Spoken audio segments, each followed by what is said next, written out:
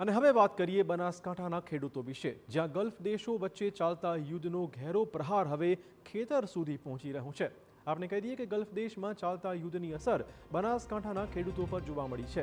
બનાસકાંઠામાં મોટી માત્રામાં થતો બટાકાનો પાક સામાન્યપણે ગલ્ફ કન્ટ્રીઝમાં નિકાસ થતો હોય છે, પરંતુ યુદ્ધની પરિસ્થિતિમાં બટાકાની નિકાસ અટકી ગઈ છે, જેના કારણે બટાકાના ભાવ તળિયે બેસતા ખેડૂતોને પડ્યા પર પાટું જેવી સ્થિતિ છે। હાલ એક મણ બટાકાના ભાવ 100 રૂપિયાથી પણ ઓછા મળતા ખેડૂતોની મજૂરી પણ ન નીકળે તેવી સ્થિતિ છે।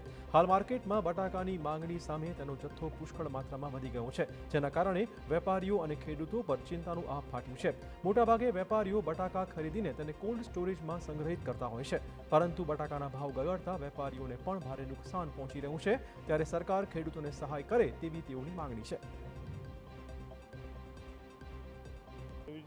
કોઈ વધારે બટાકાનું ઉત્પાદન થયું એવું નથી, પરંતુ એની સામે ભાવો મળતા નથી। ભાવ એટલે અત્યારે લગભગ 20 કિલોના 100 રૂપિયાથી પણ નીચે ભાવે બટાકા વેચાય છે, અને છતાં કોઈ ખરીદનાર નથી। કોલ્ડ સ્ટોરમાં મૂકવા માટેની કોલ્ડ સ્ટોરમાં જગ્યા નથી, સમયસર દિવસના 400 રૂપિયા આપવા છતાં કોઈ મજૂર નથી।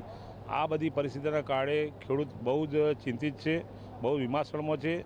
બટાકું બહાર જતું હતું, જે નિકાસ થતી હતી એ વળી પાછું ખાડી યુદ્ધ આવ્યું, તો આ યુદ્ધના કારણે ત્યાં નિકાસ અટકી ગઈ છે। એટલે બટાકાના અત્યારે ખેડૂતો હોય, બટાકાના વેપારીઓ હોય કે કોલ્ડ સ્ટોરના માલિકો હોય, બધા જ અત્યારે ફસાઈ ગયા છે।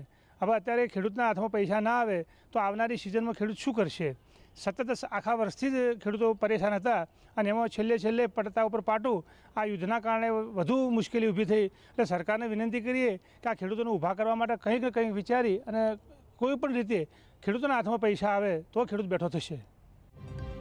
તો યુદ્ધ પહેલાની સ્થિતિની વાત કરીએ તો બનાસકાંઠાથી બટાકાના અંદાજે 35 થી 40 લાખ કટ્ટાની નિકાસ થતી હતી, પરંતુ ગલ્ફ કન્ટ્રીઝમાં યુદ્ધ અને તણાવની સ્થિતિના પગલે નિકાસમાં 50% ઘટાડો થઈ ગયો છે, જેના કારણે બટાકાના ભાવ તળિયે બેસી ગયા છે। આ સાથે કન્ટેનર્સના ભાવ, કન્ટેનરની અછત અને કન્ટેનરમાં નિકાસ કરવામાં આવતો 25 લાખ કટ્ટા જેટલા બટાકાના જથ્થા પર માઠી અસર પડી રહી છે। ઈરાન અને ઇઝરાયલનું જે અત્યારે વોર ચાલી રહ્યું છે, એમાં જે ઇન્ડિયામાંથી જે બટાકાનું એક્સપોર્ટ થઈ રહ્યું છે એના ઉપર અત્યારે તો માઠી અસર પડી છે। આ વોરના કારણે જે કન્ટેનરો મળવા જોઈએ સમયસર મળતા નથી, કન્ટેનરોના ભાડા પણ બહુ વધી ગયા છે, ને વાર્ષિક આશરે 8000 કન્ટેનર જેવા જેમાં 25 લાખ કટ્ટા જેવી બટાકાની પ્રોસેસ બટાકાની નિકાસ થાય છે, એના ઉપર અત્યારે માઠી અસર પડી છે।